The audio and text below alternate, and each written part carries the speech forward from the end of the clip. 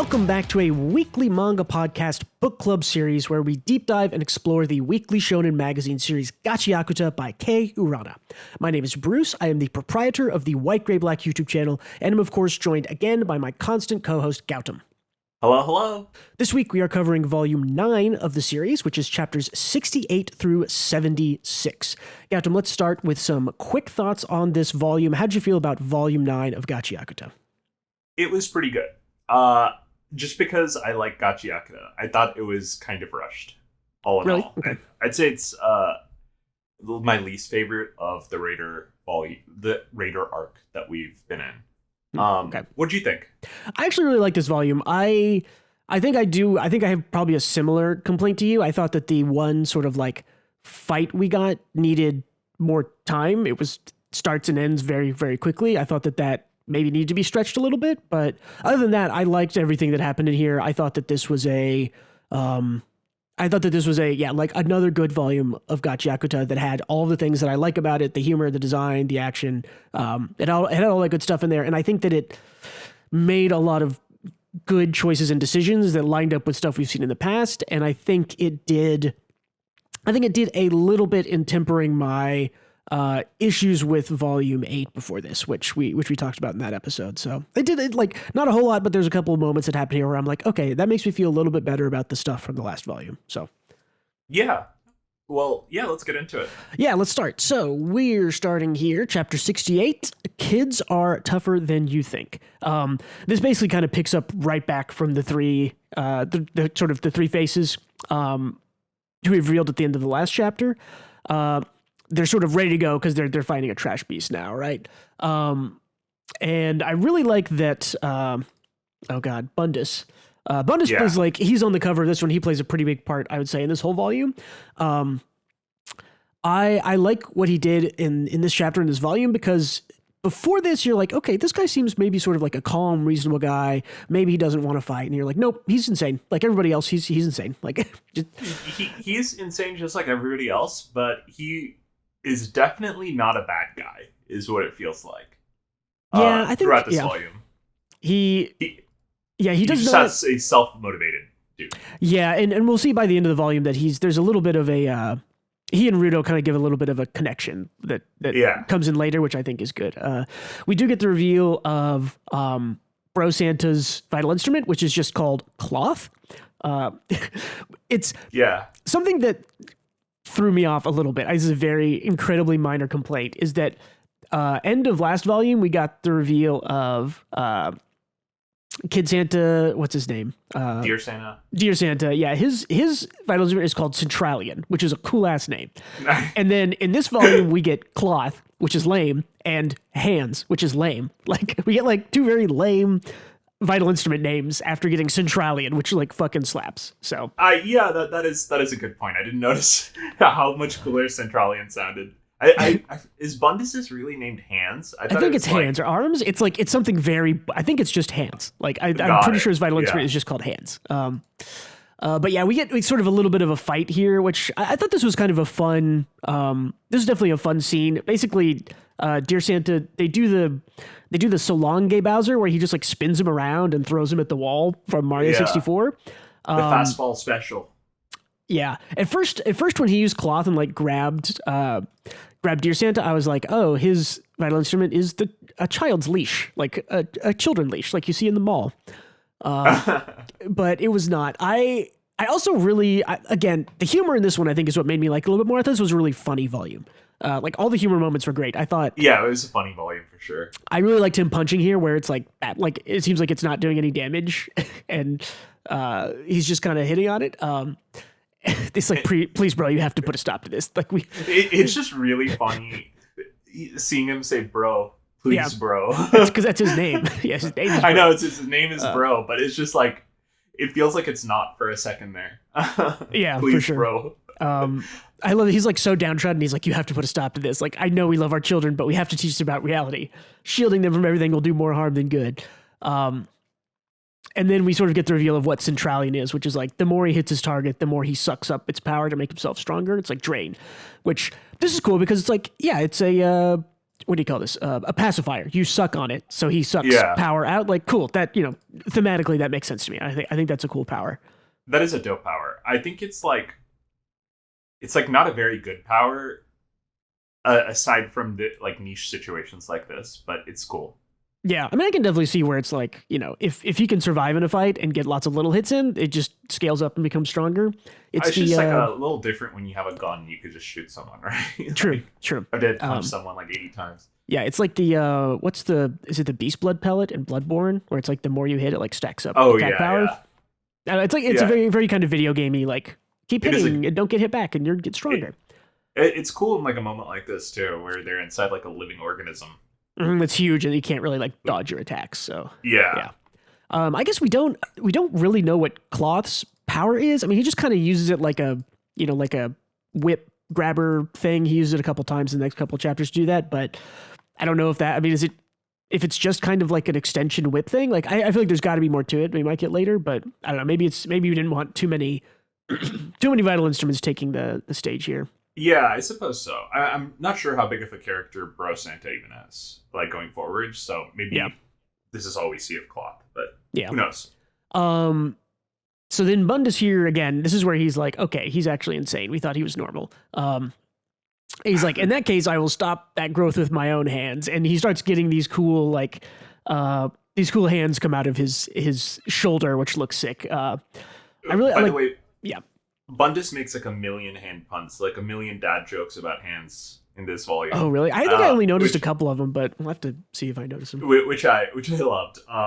Just some real boomer humor here. Yeah. From Bundus. And I still think of all the great designs in GACHIAKUTA, Bundus I think is still my favorite. Like, yeah, he's fucking absolutely and the hands sick. Make him cooler. Like he was already very cool, and then the hands are like, oh, this is actually still awesome. So I agree. He looks dope. It's just you just don't see like it's something about Japanese culture, I think, where facial hair is just like not super common. You just like don't see people with like beards all that often, like that are and like a well designed, well groomed, like good looking beard. Like I don't know, it's just like a good thing. Yeah, this is here, and here's his vital is just called hands.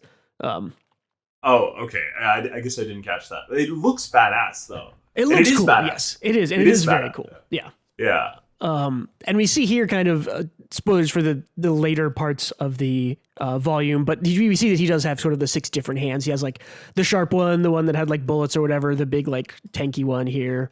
And I think this has a number on it. I don't know if they all actually have numbers on them. He does sort of. They're numbered. He gives them numbers when he talks about them later, but I didn't realize that they had numbers on them like visually, like this one over here. So, yeah, that's dope. Yeah, and I think that is. Yeah, this when I was reading this, I felt like this was a good flip from this being sort of like one of the non-combat, the sort of separated cleaner groups. This one was a non-combat one in the last volume, and then chapter 1 of this volume it flips to a combat one because the other ones have stopped. Right, Rio and her fight is over, and Zonka and his fight is over, and Engine is not going to fight his guy, and Rudo is not fighting Zodal yet. So I thought it was a good pacing thing to be like, we're separated into these 5 or so different different groups, and there's almost always one of them fighting, and because we stopped all the other fights, this one now turns into a fight. To me, that feels like really good pacing between all these different she groups. Really gets the ebb and flow of like the energy level of the audience, right? Yeah, absolutely, especially in the volume. We had some comments, and I know that I talked about it with the ammo stuff, but like week to week, I think this reads a little bit differently, but I think reading it as a volume works really well. So what did the comments say? I think it was either last volume or the volume before then. Someone mentioned that, like, I had a couple of friends kind of drop it around this time. I think it was last volume because it was with all the gun stuff where they were like, this is too much. And I wrote a big comment about basically the stuff we talked about last time where, like, too many twists, too little time. Like, a twist takes you out of the... It's a thing... like a twist is intended to take you out of a story on purpose and make you look at it as a story and figure out, oh, what in the story is going wrong next. And if you do that too many times in a row, the audience doesn't settle back in, and they aren't gonna be immersed in your story. It's like the opposite of immersion is a twist. I just have the issue with a gun. I think it just removes stakes, Yeah. Inherently. But anyway, we won't linger on that's that. last volume. Go watch that one if you haven't watched it. That is the end of 68, chapter 69 here. Again, Vital Instrument hands. I had an audible chuckle that's all it was because I'm like, oh, this looks sick. Hands. Yeah. Yeah, weird characters with insane names. Like the guy's name is Bundus, and his Vital Instrument is hands. Yeah. Bundus says something about like if he stops them, he gets like he's going to get some little prize or something. I think we learned that by the end of the volume, this is basically like promotion or like I think, insertion into the bandits as like a full member. I think he gets to join. Yeah. Yeah. I think he and the other Nord. girl. Yeah. Him and the electric girl are both sort of like auditioning here, and maybe the awkward kid who's trying to fight Engine also. I think the three of them are sort of like auditioning in this moment. And we'll see at the end of the volume when it talks a little bit more. Yeah. But yeah, so they're all like something sort of happens. They're inside this beast. I don't remember if we're shown a panel of it or not, but essentially the beast like stands up and moves, and so everything kind of shifts inside him. I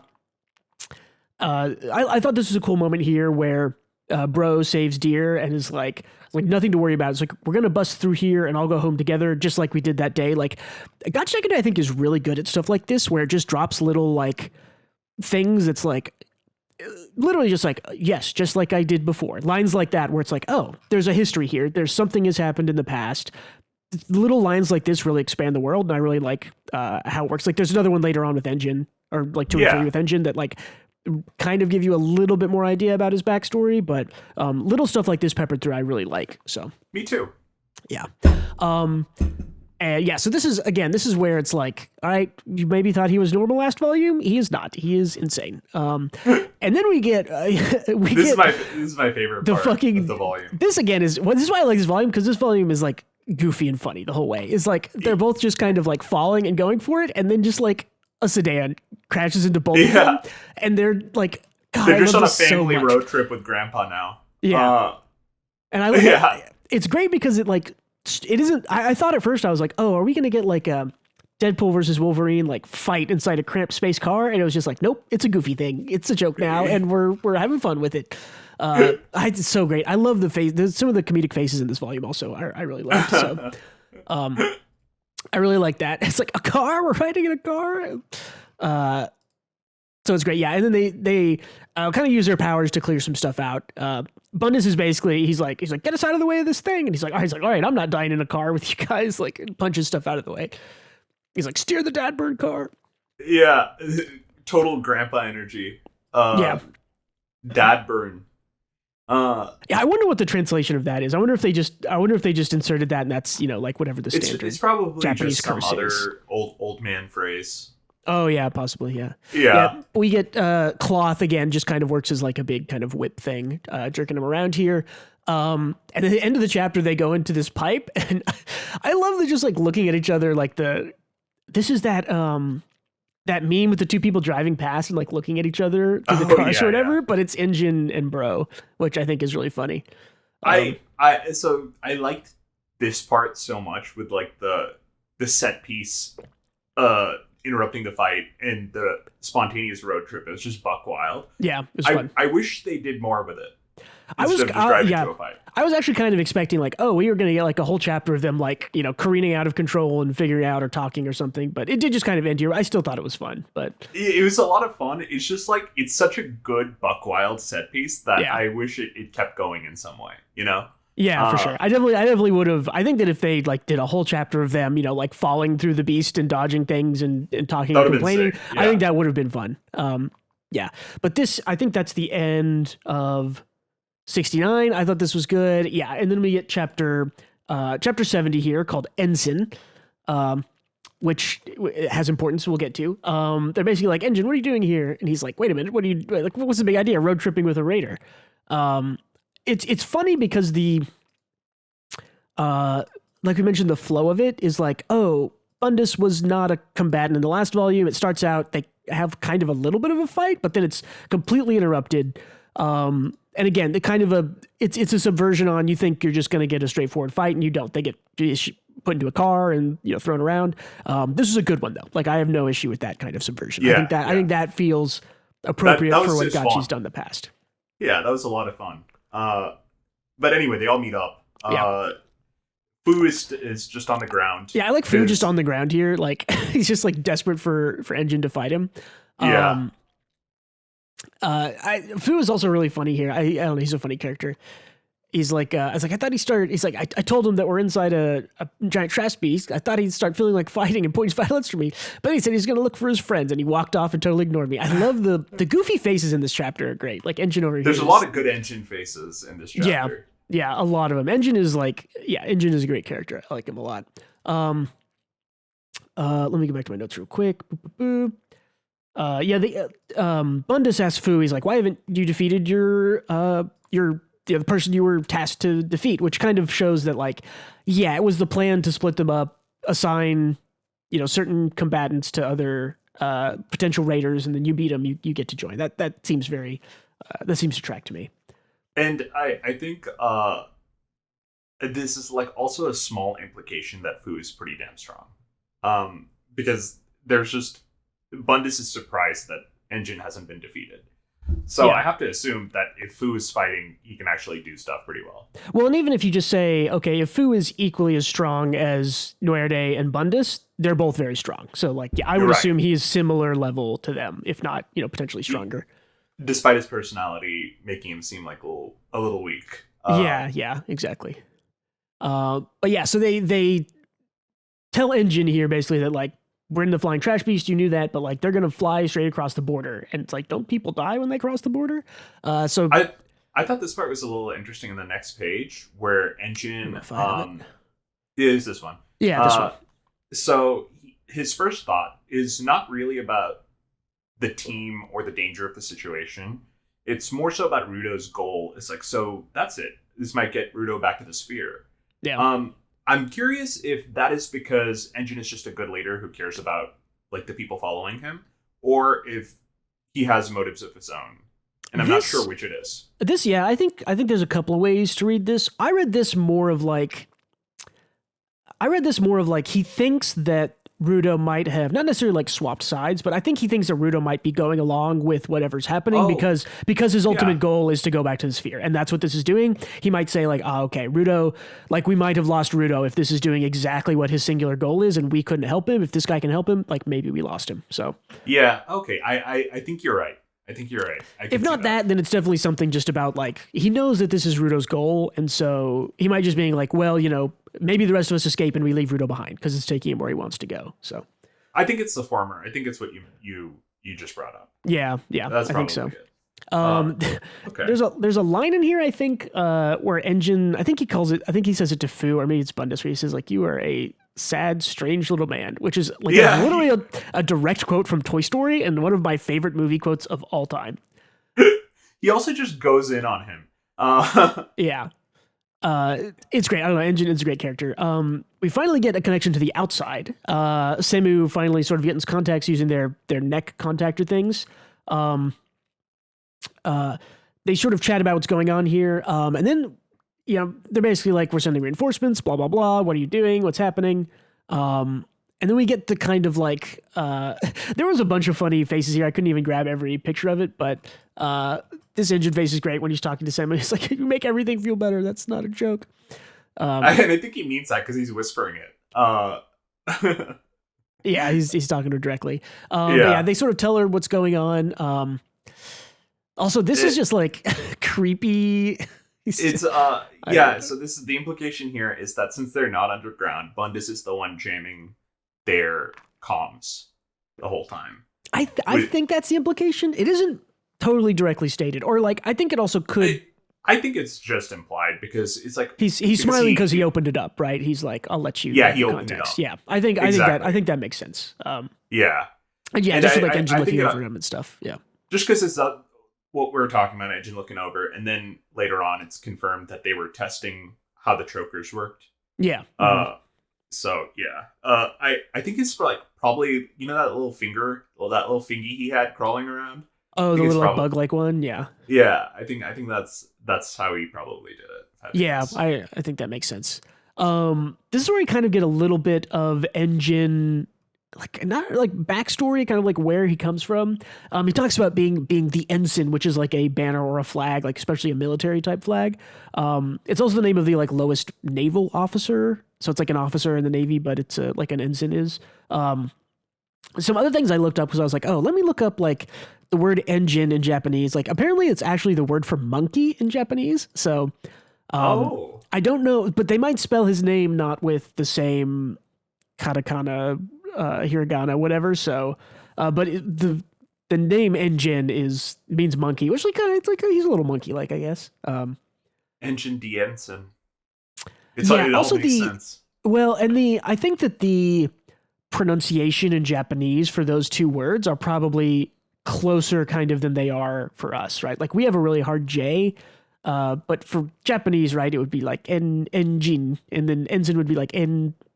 You can't really say ensign. It already sounds like it's already very close. So yeah. Ensign. I don't know if there's like a direct phonetical way to get that in Japanese, but it also makes sense, I think, because I like the idea of like an ensign is like a flag or a banner, and he has an umbrella, which he mentions, I think, is like it's a thing that like stands out in a crowd. And so an umbrella is like a large flag for people to notice you, which I think is a cool like another layer to engine. And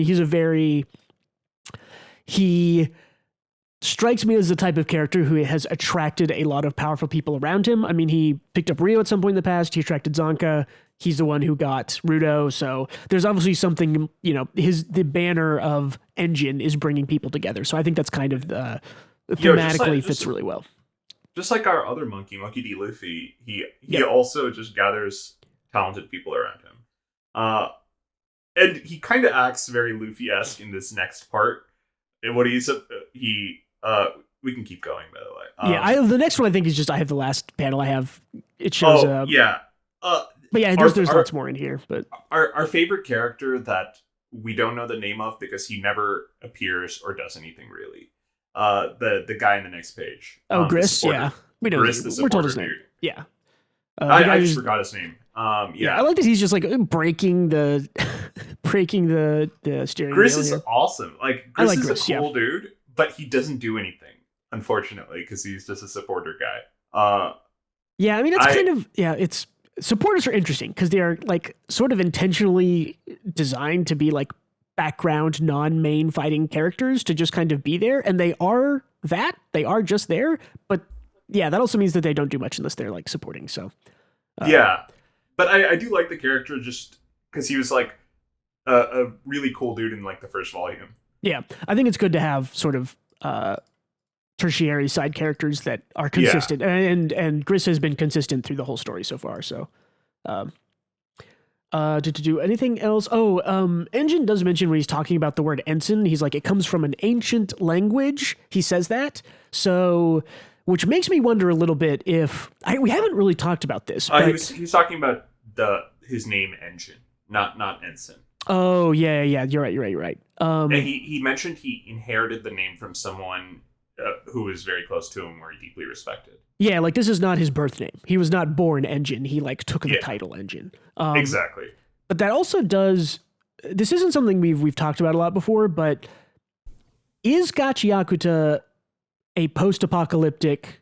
Like they have basically the same things that like we have in the real world, right? They have cars and nail guns and all that kind of stuff. Even though there's this like magic and other things going on, there's like a little bit different. But like a lot of normal, I'll say Earth world type things are in there. So, and we haven't, I guess it's like kind of just been implied the whole time that like, maybe this is post-apocalyptic, but the fact that he talks about like an ancient language and the word engine, which is like, it's spelled differently. So maybe he's talking about the Japanese word for monkey, or maybe he's talking about, the Western word for like the thing that drives a car, right? Like those both could be ancient words he's talking about. I think this is just implying even more that potentially. I'm not sure this is Earth, if that's what. Man, I don't want to spoil stuff from Fire Force and Soul Eater, but some things that happen in those stories make me think that this might be more connected to a real Earth than we might think. I'll just say that, I guess. If you're curious about what I'm saying, go read Fire Force. So. I'll buy it if I see like the Statue of Liberty, Planet of the Apes. Yeah, like Tokyo Tower or something. Yeah. Half buried. It has to be the Statue of Liberty. I'm sorry. Oh, yeah, of course. Yeah. Only then will I believe it's Earth. Absolutely. Cool. So here's chapter 71, called Evolutions. We're back to Zodal and Rudo. He's monologuing. There's a lot of Zodal monologuing in these last 4 chapters, which I think is great as a bad guy. It's like once every 6 years, a trash storm comes along. It's like, today's the day we're going to ride that trash storm up. Basically he like confirms here, like, oh yeah, the beast is like getting up to fly now. And that's why everything is kind of fallen over. Zodal he does a bunch of monologuing to try to convince Rudo that, the cleaners can't help you. I'm going to take you right up to the sphere. Isn't that what you want? Isn't that what you want? And then part of what Zodal says, and I think this is excellent. Like, this is maybe my favorite writing moment of the whole volume.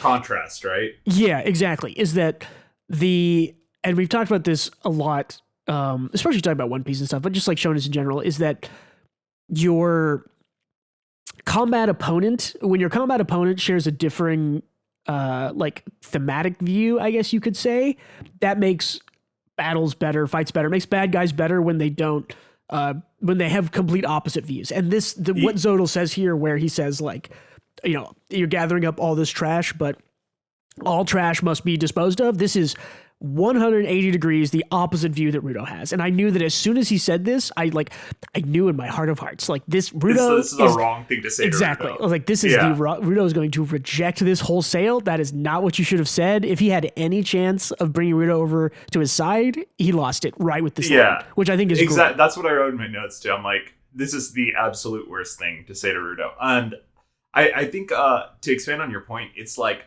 they have similar upbringings of like neglect and having no one around them. They have like pieces missing, and they have the same goals ultimately to get to the sphere, but completely opposite worldviews and methods to get there.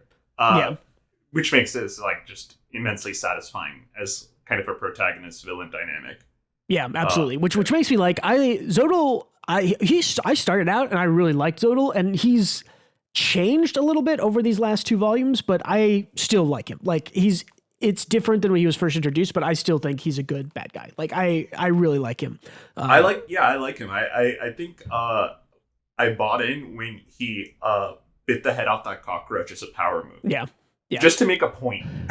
It's what a weirdo. Yeah, everybody is just a weirdo in this series. So Zodal those fancy words. Yeah. Rudo this is the part where like Rudo sees Fantasia, although they call her Guida later on, so we'll just call her that, I guess. He sees her kind of knocked out at the bottom. She got off screen. Yeah. This again kind of confirms the sort of post-apocalyptic thing here, because Rudo references for the people of the past he literally talks about reduce, reuse, recycle, which is like a campaign from the like 80s or 90s or maybe 70s or something, right? Like, this is like a real, like, reduce, reuse, recycle is a real world thing. That's why there's the like 3 triangular arrows on recycling thing. Like, it comes from like that campaign, which was like a worldwide campaign, maybe in the 70s. I have to look it up, but yeah. And I like connecting that to his gloves, and like his gloves are literally called reduce, reuse, recycle, which is like, if you're talking a series about trash and you aren't recycling isn't like a part of the conversation, which like we haven't really talked about trash in the form of like, what about recycling trash, which is really what Rudo is kind of about at this point. Yeah, it is Rudo's whole thing. And one point aside from the fact that this could be set on Earth and it's reduce, reuse, recycle. I think on top of that, he named his gloves, even though it is already a named item that belonged to someone else, right? Yeah. I'm wondering if, like, this Watchman set, like, this is fully his item now. Like, I wonder if that changes, like, the functionality, because everyone else uses, like, Zodal is using his item as, it's not really his vital instrument that he treasured. It's, like, a piece of gear you get from a raid boss and equipment. Yeah.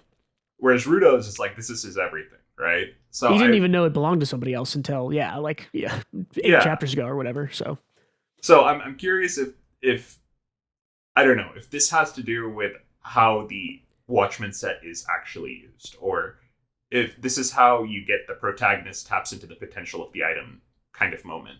I think it's, I would guess it's the second one. If I had to guess here, because we're told that the Watchmen series is like inherently very strong and has a lot of power that it uses to fill the holes in people. Yeah, but I think that there's like it's going to be one of these things of why Rudo will end up more powerful than Zodal is because he isn't just tapping into a previous power that somebody put in there. He's also caring about it and unlocking his own power, even if it was just gloves or whatever. So that's to me, it's like, I think it's clear that's going to like unlock a new level of power that other people can't. And I think this is shown like later in the volume, but we'll see there. Yeah, I think so. Yeah, I also like, he's like, talking to you wasn't even a waste. Help me see that I have what you don't. He's like, people who reached out to me. He's like, I have friends. You have no friends, brother. No bitches. You have no hoes, no money, no friends. Yeah. What a loser. This chapter, I think I wrote that this might have been my favorite chapter the whole time. I really like this one because this shows character progression and character growth for Rudo. At the start of the series, Rudo has one friend who throws him away when he's thrown from the sphere. He meets Engine and all these cleaners. They kind of aren't, he's very suspicious of them. He just wants to get back to the sphere. He's grown over the past, 65 chapters or whatever, 70 chapters to become friends with them. And he's a different person now than he was at the start of the series. And this is great. This is slow character progression. He hasn't totally subdued his rage. He hasn't gotten revenge. He doesn't know what's going on, but now he has friends and that's changed who he is. And it changes how he reacts to what Zodal's saying. And I like that. Like, this is great to me. I loved it too. And I think Rudo is inherently just a good boy deep down. As I said time and time again, I think I say that every volume, but he shows it again in this volume a little later. Yeah. And yeah, I love, as we see in like the next page, he says that like, I absolutely do want my revenge. I want to put the sphere in the dirt, but I'm not going to sacrifice my friend's happiness in order to prioritize my revenge. It's like his revenge is very much secondary to his pals, which honestly is just good, Yeah. Like there's no tension or drama there because there doesn't need to be. Yeah, Zodal has like 4 or 5 of these, like where he gets really dark face and looks at. Well, he just got called a friendless loser. Pretty much. He's just like very bent out of shape. You think your friends are more powerful than my giant beast, bro? My headcanon is that the only reason he's monologued so much is because he has no one to talk to. Yeah, and talk to himself type thing. I also really like. I mean, again, visually, GACHIAKUTA pretty much never misses, but the fact that Rudo here is drawn with like, these are like the lightest shades and colors Rudo has ever been drawn in, I want to say. Like, I don't think we've ever seen his whole neck, like really. And he's drawn like pretty much all in kind of like brighter whites, bright grays. And then to immediately get the contrast with Zodal being all in black, like visual design 101, right? Bad guy's black, good guy's white. Like Luke Skywalker wears a white thing, Darth Vader wears a giant black spacesuit. Like that's, again, visual design 101, but still very effective. Not a thing you should ignore. So it's also, it kind of reminds me of that Mr. Incredible meme where it's like they like darken his face when something dark comes up. Yeah. It's like this when you get called a friendless loser, your face gets like all dark and grim. Yeah. It's so fucking funny, dude. It's good. We get kind of scenes here where Rudo's monologuing over like, I was a piece of trash, I was thrown away, they became my friends, and it kind of swaps between all the different people. And then we get, again, this is why I think this was my favorite chapter of the volume. He's like, so anyways, the point I'm trying to make is like, I want all of us alive, having fun. I want to get my revenge while living my best life. He calls him Turd for Brains. And it's just a great, like, I don't know. Rudo's done this, like, he did this when they were fighting Jabba the first time too, right? He just like says his piece he like yells his piece and fucking flips him off, and it's great. It's like he's like such a little like shithead rebel snot. Good kid. Rudo's a great character. I like it. Yeah, and this is like an excellent, again, the art, the paneling, it's all super good here. We start to get a little bit here of kind of see what Zodal's power is, which appears to be like a exoskeleton power armor type thing, which makes sense because it's a jacket is what his power is, or what his instrument is. He looks like the Black Knight from like a Final Fantasy game. Yeah.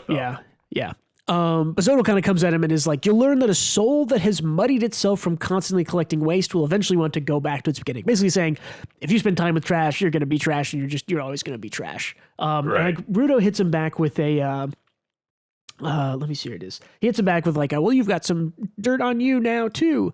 Yeah, here we go. He's like, well, I guess you're a little more muddy today with jealousy. Yeah, he like literally calls him out. He's like, oh, you wish you had more friends like me. And then this is like, oh man, I was trying to think of like what this chapter made me feel like when you get the call out of like, you keep talking about these friends, but where are they now? This is like a sort of like a climax. Like I'm trying to think of what the, this is like the like Avengers Assemble portals opening scene is kind of what it is. Assemble scene.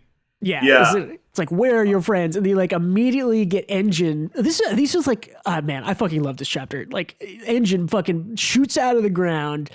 It's a hype moment. Yeah. But I also wish, like, basically they drove a car up to Engine, and Engine just blitzed through the walls, which he could have done the whole time. And it was based on a hunch, is what they said. I don't know. That part just felt a little rushed. I think that's... So, that hunch thing, I think that's more foreshadowing. Because they talk about that, I think, maybe in the next chapter. But I think that's implying Engine has other powers potentially, or either in his vital instrument or his tattoos or intuition or something, right? Like I think I think there's something else there. They assembled the crew more, I guess, coherently.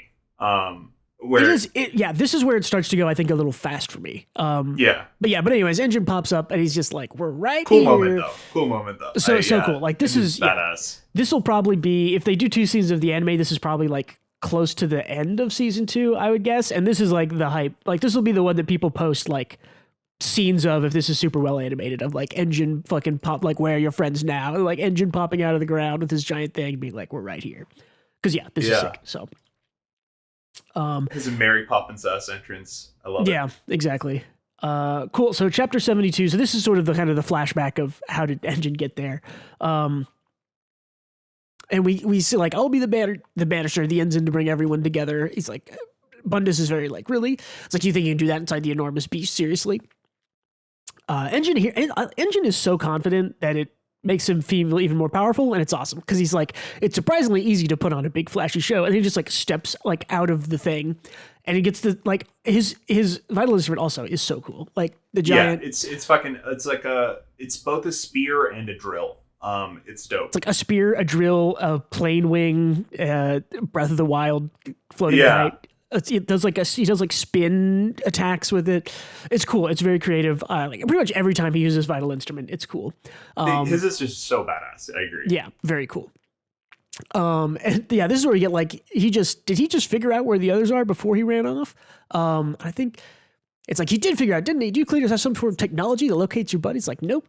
But this is where I think like his hunches are usually right. Something tells me that this is not just like Engine just always knows. Engine, I think there's something, maybe it's just the power of his umbrella acting as an ensign, acting as like a banner for other people to come around him. I think maybe just a power that it has is like knowing where his compatriots are, or being able to be led by the umbrella to the compatriots, because that's what a banner like that does. The banner gathers people, so the banner knows where people are. I think it's just that earlier, bro. Zonka almost died. Well, I think I don't know. Drama. You have to have some drama, right? If Engine can just immediately get to everybody, I don't know. But well, I mean, I guess that's why I find it like a little unsatisfying. It's like knowing he could have done that. But that's fine. Well, I will counter that with, I think that Engine has faith and trust in his friends to not die, and so I don't think that he would be that worried. I don't think he would be that worried about his friends. Like, I mean, I think that holds more weight if Zonka didn't almost die. Yeah. Right. And same with Rio. I mean, without using gunjutsu. Yeah. But yeah, so we kind of sort of skip ahead. This is where, again, another sick panel. Art always slaps here. And again, another great face. The Engine faces are always the best here. I also love that he created a whirlwind by like drilling, and that's what's like lifting him in the umbrella. Fucking sick. Very badass. Cool. Yeah, and then we get sort of all the rest of the cleaners here jumping out. Yeah, this is the kind of time where I was like, oh, maybe we needed a little bit more time here to gather everybody up, because it's basically like he drills through and it's like all of the cleaners found the hole and came out at the exact same time, and we just kind of skipped to it, which on one hand, pacing wise, makes things move quickly, which is good, but it's like it could have used a little more here, maybe. I think just a few pages to show that he was going through where the cleaners were fighting and making, like, drilling through those areas so they could see the hole. You know what I mean? Yeah. Even just like, I would say even just like a single page with like Rio and like peeking in and being like, oh, is that you, Engine? And then just like following behind. Like even just something like that maybe like does a little bit better. Yeah. And they're like, oh, wait, this is where you ended up. Yeah. Yeah. This... And there's a page before this where Engine's like, Rio drops like Zonka on the ground. She's like, I totally didn't kill anybody. I promise. Oh, I thought that I put that in there. But yeah, Engine like is kind of suspicious of her, glances at her. And he only suspects it because her hair is in her killing mode. Which I like. I like that. When her hair is up in braids like that, she has done some assassination. Yeah, it's like something has happened. Yeah, he did. Like I definitely think that Engine knows that she like it isn't even like he's suspicious. He looks at her like he knows she used the gun, and she's like, I know you know, I didn't kill anybody. Yeah, it's just because of the hair. I like that. I think it's cool. Yeah, and I think like a little bit of the outfit change he had to maybe, but he has enough information.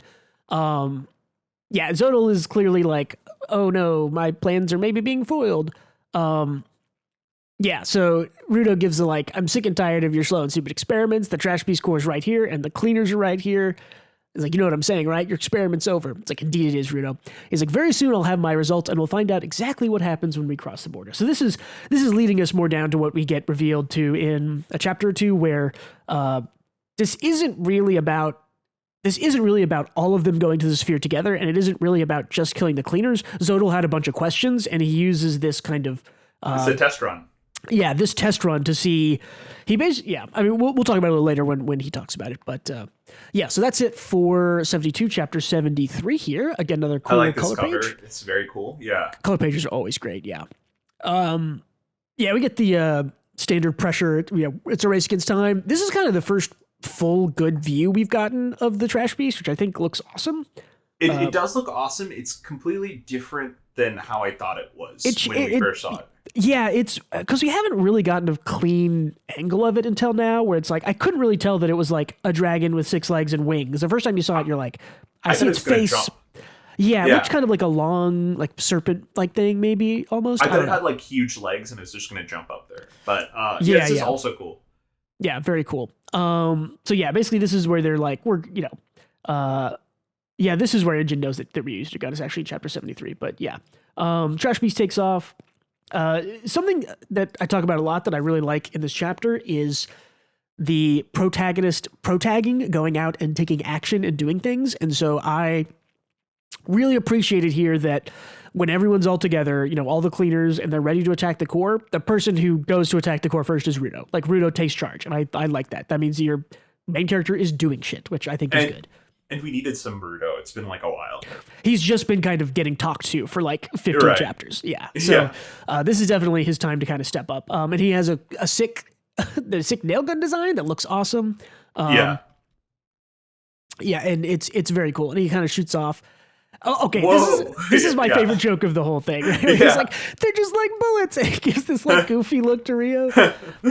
Hey, look, Rio, and Rio's like pretending not to acknowledge this at all. It's so good. This moment and the moment where Engine like knows she shot her gun, those to me tempered my feelings about the gun a little bit more, because I don't know, it just put a little twist of humor on it that I was like, okay, we aren't taking it too seriously. It isn't, too brutal and violent. There's like a little twist of fun in there. So I really like that. It doesn't totally change my mind, but I did really appreciate these jokes. The gun is still a cop out, but I think this is like the author's way of saying, okay, like, how in Harry Potter 3 where there was like time rewinding time twisters, and at the end of the book they broke them, so they're not like plot relevant anymore. I think this is like breaking the gun, so it's like no more using gun.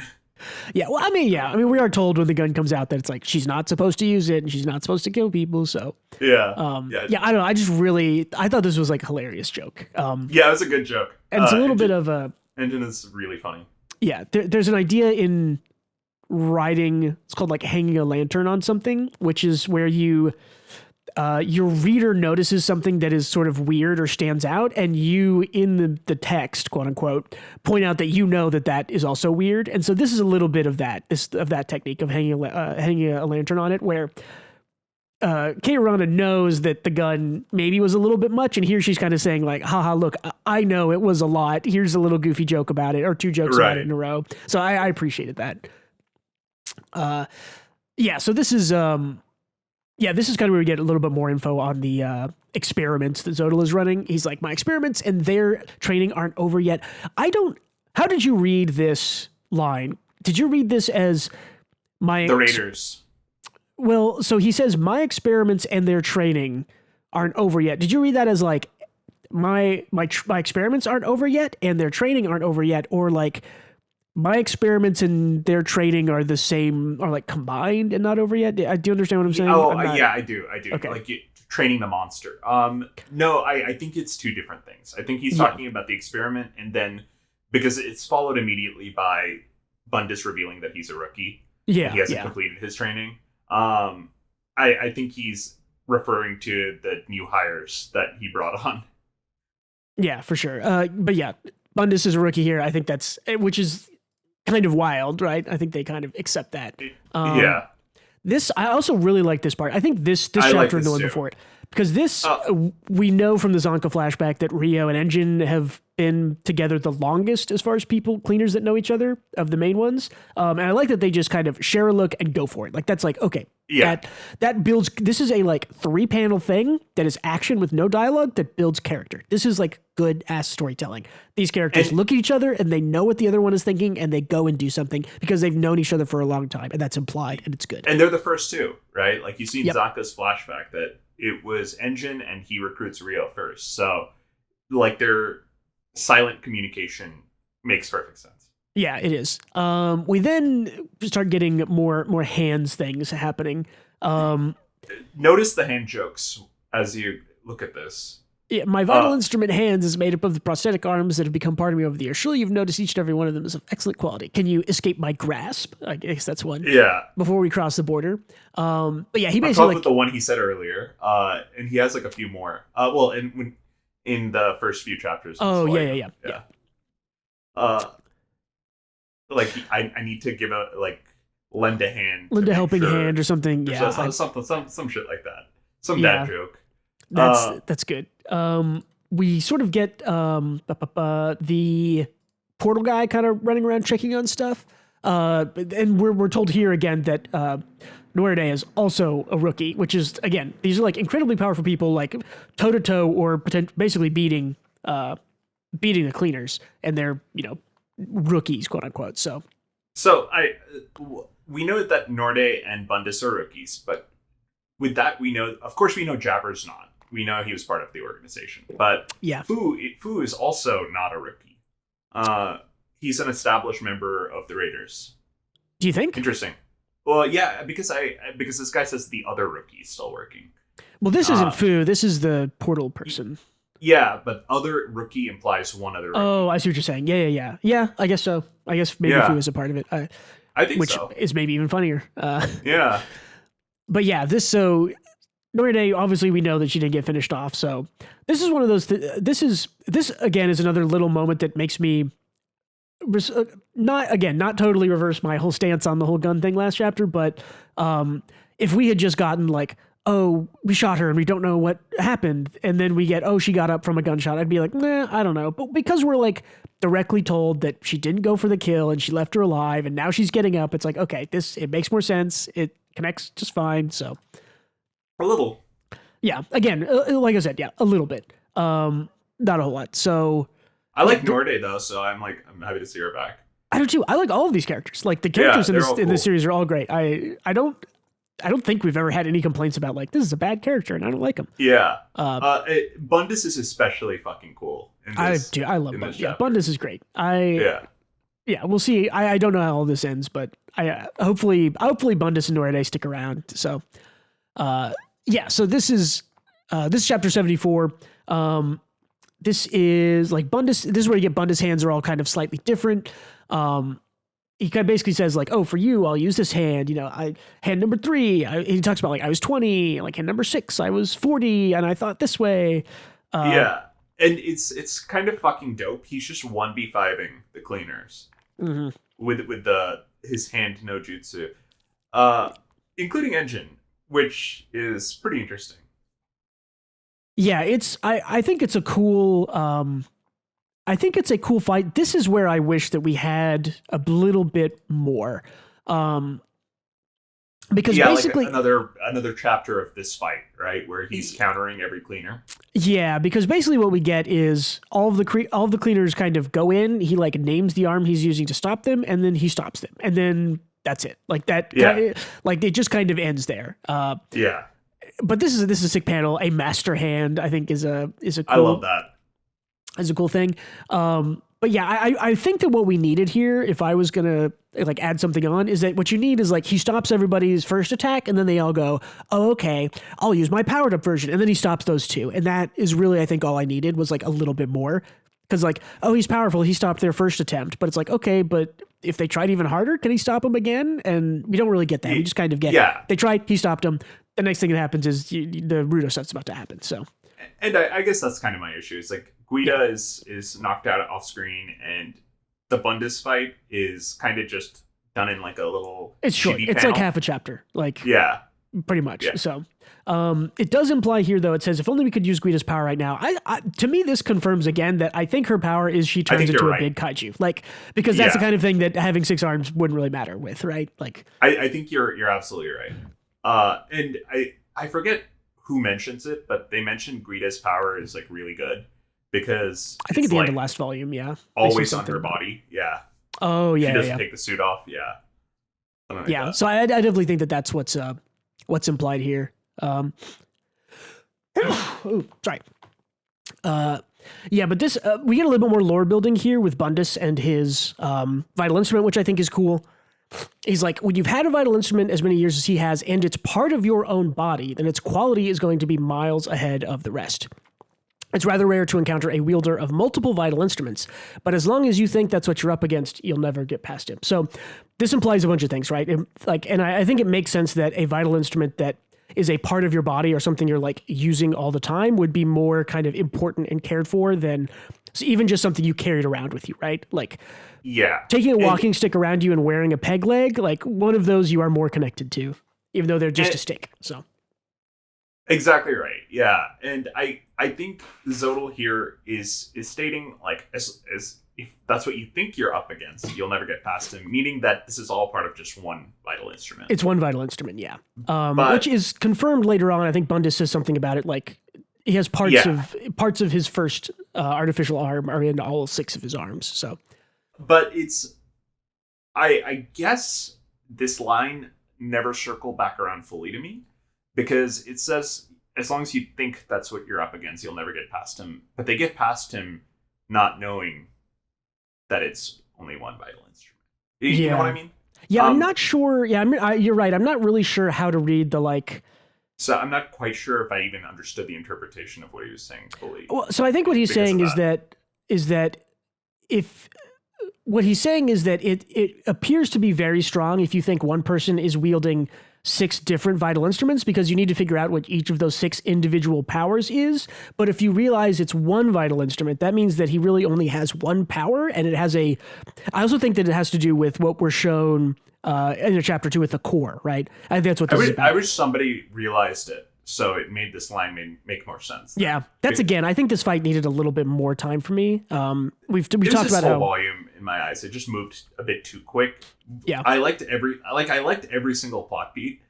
It was just rushed. It needed like a little bit more time to let a couple of ideas breathe. I agree. Yeah. Not that it needed like necessarily even like a whole new chapter, but like certain moments I think maybe could have been extended. But I think that I think that actually, now that I think about it, I think this is more about the core thing, right? We'll learn when Bundus eventually gets defeated, I assume you've read the volume. Yeah. That he has like a core inside his arm. And I think that if you are fighting vital instrument to vital instrument, if you know where the core of the other vital instrument is and you can destroy that, that destroys the vital instrument. So instead of thinking I have to destroy 6 cores to beat this guy, if you think there's only 1 core to beat, that makes it quote unquote simpler to beat him, right? Yeah. So I think that's what this means. I mean, I think you're right. It's just never, I guess, paid off. In that they never realize it's only 1 vital instrument. Yeah, this could be paid off later too, because there's definitely still more to come. But I guess. But yeah, Portal Guy shows up here as his collective jabber. I don't know what this means. It seems he still needs more reform. He said, "I actually fought for real, so I want to play." He says. I think it's just he's stating Jabber is unwieldy as like an ally. He's just nuts, so he's hard to control. Yeah. They're trying to reform him to follow commands yeah, exactly. Not be a psycho, maybe. Yeah.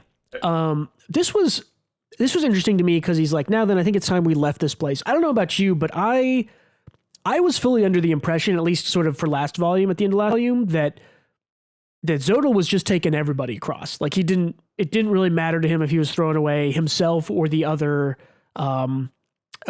raiders. I thought that he was just taking everybody and let's see what happens. Like, let's get wild with it. Here he sort of falls back into a much more calculated thing where he was like, okay, let's get out of here. The plan was to do, X, Y, and Z. So yeah, it's a little bit of a swap reveal. I think it definitely makes sense. It makes him seem smarter than just being wild and taking everybody across with him and risking his own life. So I appreciate it. Yeah, I like that too. Yeah. I love this line over here. Where Rudo's thinking about his like 3R gauntlets, and he's like, "They're my treasures. I cherish the crap out of them." Yeah.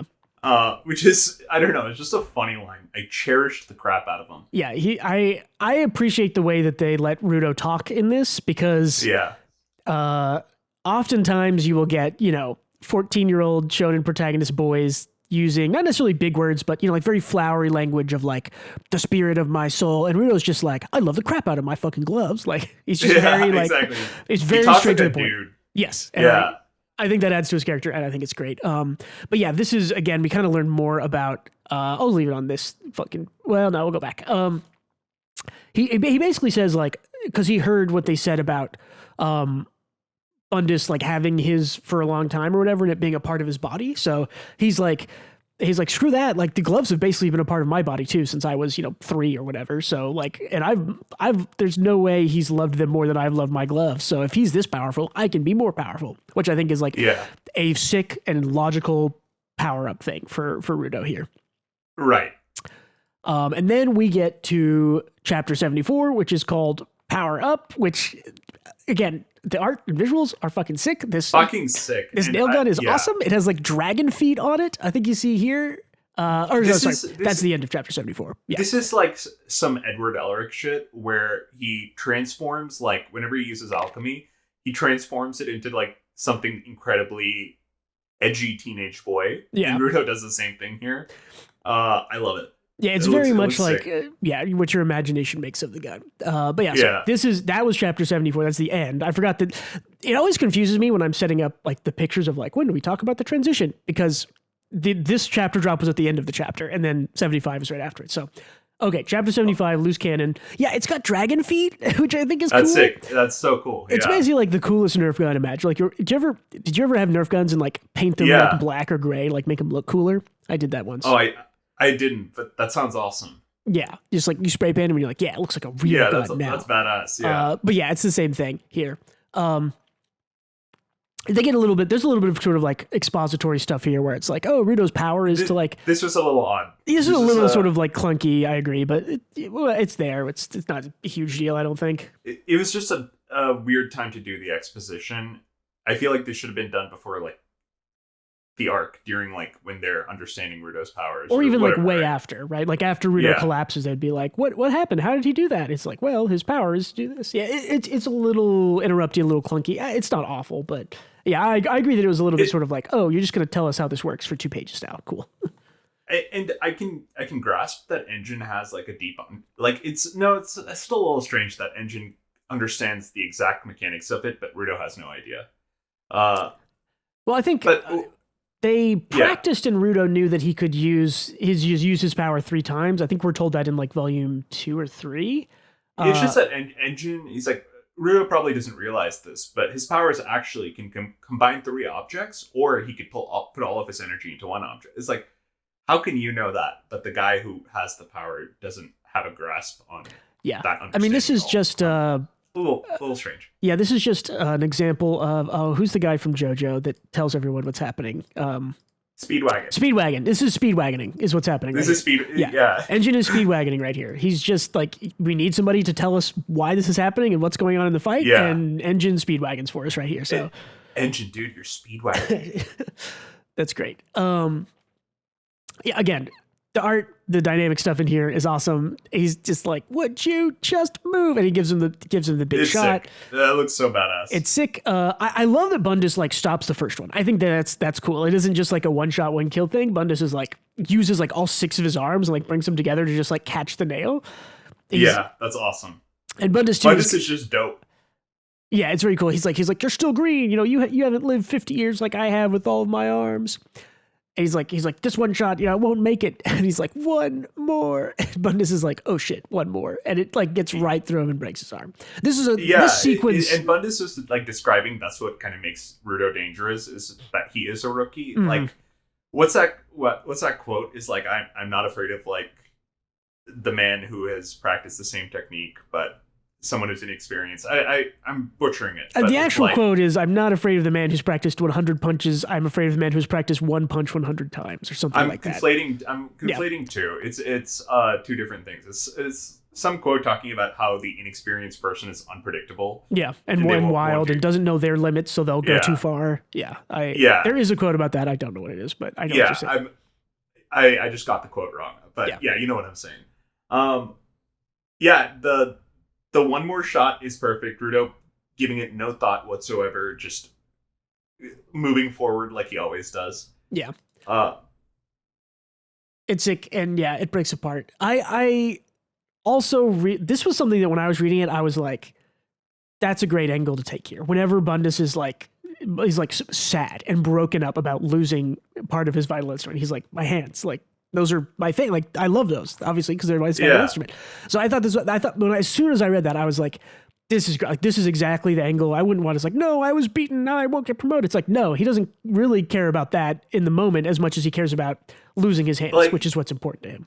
Yeah, and it explains why he's so strong, because he prioritizes those first. Yeah, which I think has been something that has been very consistent through GACHIAKUTA is the power system of like, if you love and care about your things, it makes you strong. And like, this shows again that like Bundus is one of the strongest people we've seen in combat with his 6 arms holding off, 5 of the cleaners. And it shows that he immediately loves his arms. So yeah.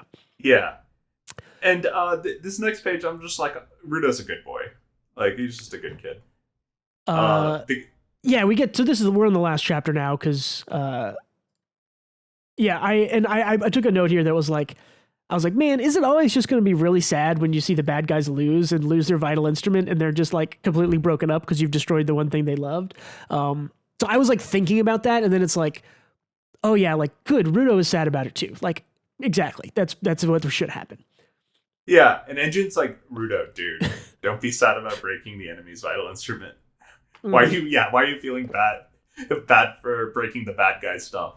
Yeah, it's but we also get here, he's like, even knowing I can fix it, it hurts to see something fall apart when it means so much to me. Every single time I see it, it gets me right in my heart. Like, Bundus is my favorite character. Like, Engine and Bundus are the top 2 characters for me. I like Bundus a lot. So I'm a big Zonka head myself. Yeah. But wish Bundus had a better name so I didn't feel weird saying it all the time. You know what? Bundus is so cool that it doesn't matter. Name is actually, it's growing on me a little bit. Yeah. It's growing on me a little bit. Even though I still think it's kind of a lame name. Yeah. So yeah, basically this is where Zodal kind of like starts to make his escape. He's like, we've made it to the border, time to go. He's like, so this is where we get, I guess, like the full reveal, where Zodal says, like, I've evaluated this thing. He's talking about the Trash Beast, its durability and its ride quality. I've assessed the strength and weaknesses of my new raiders. I've confirmed the choker's functionality, and I've determined the capabilities of another piece of the Watchmen series. So this is where Zodal kind of like tells us his quote unquote master plan after it's already happened, right? He's like, cool. He's like, I got all the information I needed. I'm he's what I would assume is he's going to go, rebuild the Raiders, make another big trash beast, try to do it again, or see, what happens there. So yeah, like a perfected version. That makes sense. For sure. I like that. Despite Bundus losing, he's like, "Hey, come over here, Bundus. We gotta go." And he's like, "Oh wait, I didn't succeed."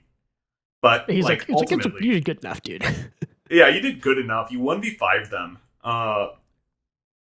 And yeah, he puts his arm back together, and he has like a moment with Naruto where he says, "I see you care about your objects at least." Yeah. Didn't I tell you I can fix this? Don't worry about it. And it all stems from my core. Yep. And he drops a line about like all of my prosthetics are built from the first one I ever used. You just can't help having a special place in your heart for the first object you ever got, which is like in bold because that Naruto's gloves falls into that. We also get, he says, you might even call it my vital instrument's core, which I think this seems, my guess is that all vital instruments have this core somewhere that like, this doesn't seem like a thing that only Bundus's vital instrument would have, this core. Because it also makes sense with the way the trash beasts have a core, which is a discarded vital instrument or whatever. And this trash beast, the big one, has a heart, which I think is just its core. So I think that there's a thematic, it lines up here through a lot of different things. I think so. Yeah. They probably all have like points where they'll just like where the soul, quote unquote, of the instrument is. Yeah, exactly. And this is Ruto being a good boy. He's like, whew. He's like, no, not whew. I didn't mean that. He's like, are you trying to run away? Run away. Like, this is all according to plan. It's like, you lot are merely part of the experiment. Wouldn't you agree that it makes little sense to stay in the cage with the guinea pigs? This is a great line, by the way. Yeah. It makes little sense to stay in the cage with the guinea pigs. A great panel, too. Zodal kind of took a turn. He seems he has a different plan than when we were first introduced to him, it seems, but I still like him here. Yeah. He's a great villain. I liked every single one of them. They were all great. Everybody here is great. It's like, if you don't like it, then why don't you stop your incessant whining and destroy the core? And he's like, never mind, it's too late. I should have made your move before our very motivated other rookie showed up. And they're like, other rookie? And fucking Noirday flies out of the hole in the ground and looks like she's ready to kill Rio. And she looks sick again because the art is always good in this series. Yeah, she looks badass. I don't know how she got those bullets out of there. Maybe she didn't. Maybe she's just fueled on rage. I think she's just pissed off. Yeah, I think she's just. I think this is anger fueled. There could also be an angle where electricity and electromagnetism are a thing. Maybe that like manipulate metal around her. Maybe I don't know. I don't know. I could see it, but I think that would also be a bit of a stretch since her power is like electric hair. Yeah. But I think next volume we probably see Guida do some stuff. I think so. Yeah, I thought we were going to get that in this one, but I think it might be. I guess. Okay.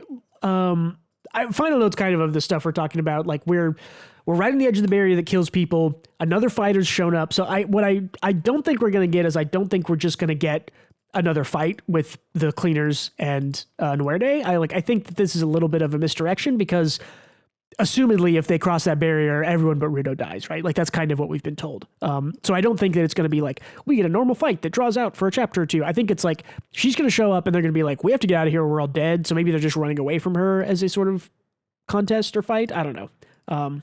Yeah, I'm not sure. I think it's like a defuse the bomb situation where they're on a time limit to turn this beast off or break its core so it plummets back to Earth before they cross the threshold.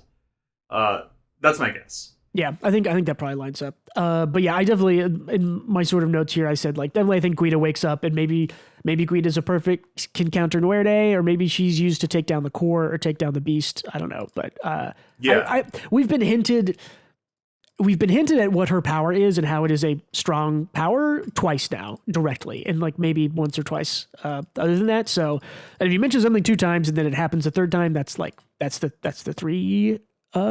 3 mention rule. So is that a rule?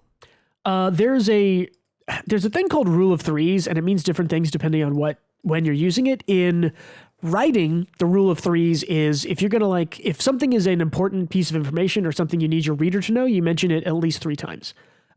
So I know that writers who write stuff with twist endings or surprise endings, you want to sort of like mention 3 times, like kind of what the twist is, you know, like hidden, right? Like in the story somewhere. Because if you don't mention it at all and it shows up at the end, like an ass it's Deus Ex Machina. It doesn't have any hint towards it. So yeah. surprising yet inevitable kind of ties into the rule of threes. The rule of threes in music is different. The rule of threes in music is a Beethoven thing where he says, you perform an idea a second time exactly the same, and then the third time you change it. That's just like a music design thing. But the writing one is normally what we're talking about here.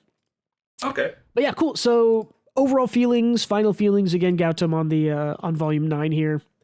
Yeah, I think it was maybe one of the weaker volumes. I thought every plot beat was like worked, and all of it was fun, but none of it had time to breathe.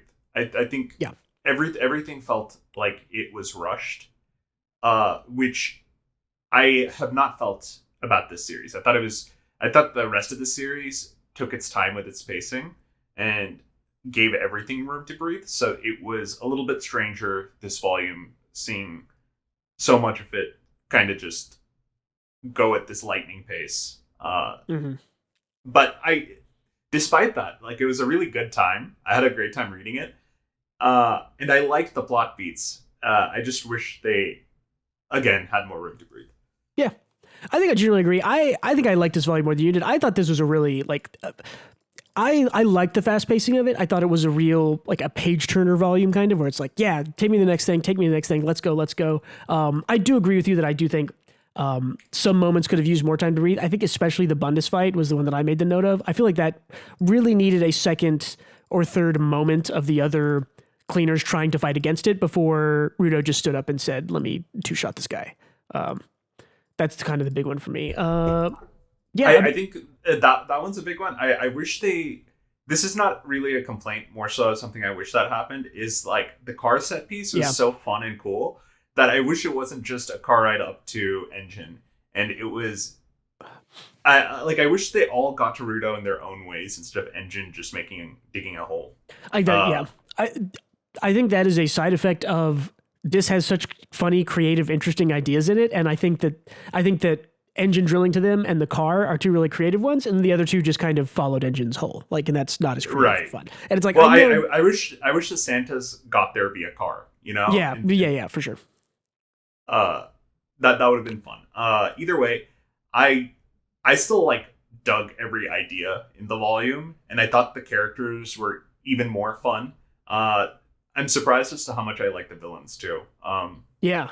I mean, I guess I'm not surprised, because I think I've liked basically every character in this series so far. I think has been good. Like, I don't really think we've met a character who I've been like, I don't really like this guy, I don't understand him. Like, everyone has been good. So it does not surprise me that the I can't think of one either. Yeah, they've all been great. Yeah, similar to Okubo, her sensei that she worked with for years, characters are definitely like a super strong point of Kei Urana's writing here. So I'm curious to see what Fu's power is.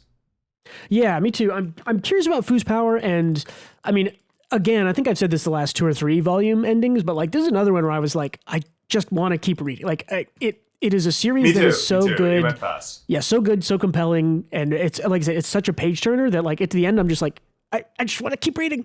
But we have to do it next week. So cool. Anything else on volume 9 here, Gautam? Any things we skipped or you wanted to mention? No. It's still a little strange to me that Bundus doesn't have a gun. I know I complained about guns, but he looks like such a cowboy. He does. Okay.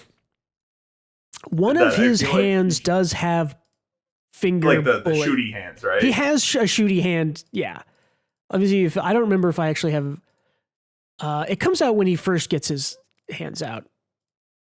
So when I saw the hand vital instrument, I thought he would just be quick drawing like 6 revolvers or something initially. Yeah, I guess he could if he had guns big enough for all his hands. It's all the way in the first chapter, isn't it? Yeah, here it is. Like, I think this one over here.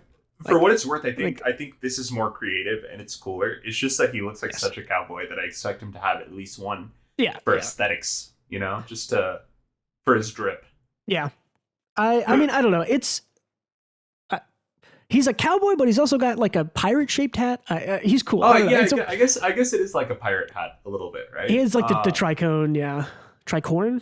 I don't remember. Cool. One of the two. Yeah. Those both sound right to me. So Yeah. it's one of them. Also, I didn't notice this, but I think you're right about him jamming the necklaces because he's wearing one, right? Oh, I didn't even notice. Is he? Hold on. Is he like always wearing one? And I have to like find a shot of him with his neck showing. Yeah, he is. He's got it over here. Wow. So yeah. Well, no, hold on. Wait, aren't all of the bad guys wearing one? I'm pretty sure Zodal has one of these on also. I think that they just have their own communicators, right? Maybe. I think Zodal. I think Zodal's wearing one also. Okay. So maybe they just have their own communicators. Maybe I'm overthinking. They just have their own chokers to radio each other. Okay. Yeah. That makes sense. Yeah, he does. Yeah, for sure. So yeah, I guess that's all it is. So whatever. But I guess again, they were testing the communication choker thing. So yeah, makes sense. Yeah. Cool. Yeah. I mean, I don't think I have anything else here. I mean, the series is still great. Like I want to mention the complaints we have are very minor. This is still for me like an 8.8 out of 10, a 9 out of 10 volume. Like this series continues to be very, very good. This was like a 7 out of 10 volume for me. But I think overall, I think the series, like every other one, has been like a 9 or 8. It's been really good. Yep. I think overall this series is wildly exceeded my expectations, even though I had pretty high expectations for it. So yeah, super happy. Yeah, cool. I'm enjoying it. We're like about halfway through. How much? No, we have so volume 12 just came out. So we have 3 more volumes that we can sort of officially cover. And then we will be stopped until the next volume. Basically, when they release the volume cover and I can make a thumbnail out of it, we can do the next 8 chapters. So we're only, which I don't think is going to come out before 3 weeks from now. So we're almost sort of caught up to live. So can you pull up who's on the next cover? Yeah, so we get a hint? I will do that. Let's see, volume 10. GACHIAKUTA. I think I'm my guess is going to be Nuerde. Is so I'm going to guess. I'm guessing it's Fantasia. Oh yeah. Oh no, it is not. It is. It is good old Zodal. Okay. Which I wouldn't have struck him as like a purple colored, but I think it's cool. Yeah. Edgy boy. Yeah, that's a really low quality image of it, but yeah. Cool. Okay, cool. I think that's it then. Hey, thanks again, everyone, for listening or watching. Next week, again, is Volume 10. Stick around for continued discussions. 3 more weeks of this as far as 1 volume per week at a time. And then we will probably catch up to current chapters, which is 10 or 12 chapters probably, and then probably have a discussion of it on the main podcast channel. And then, or I don't know, we might wait until the next volume comes out and do it that way. We should just wait till the next volume. Yeah, we should just definitely just continue the series until it ends, definitely. Yeah. Cool. Yeah, we'll definitely do that. So thanks, everybody. Be sure to check out Patreon if you want to support what we do, maybe get more book clubs throughout the year. Check out Twitter, see more thoughts from me. If you are a weekly manga reader, be sure to check out the Weekly Manga Podcast that we do on this channel. And I think that's it for this episode of the GACHIAKUTA Book Club read-through, so adios. See you later. And don't forget to read more manga.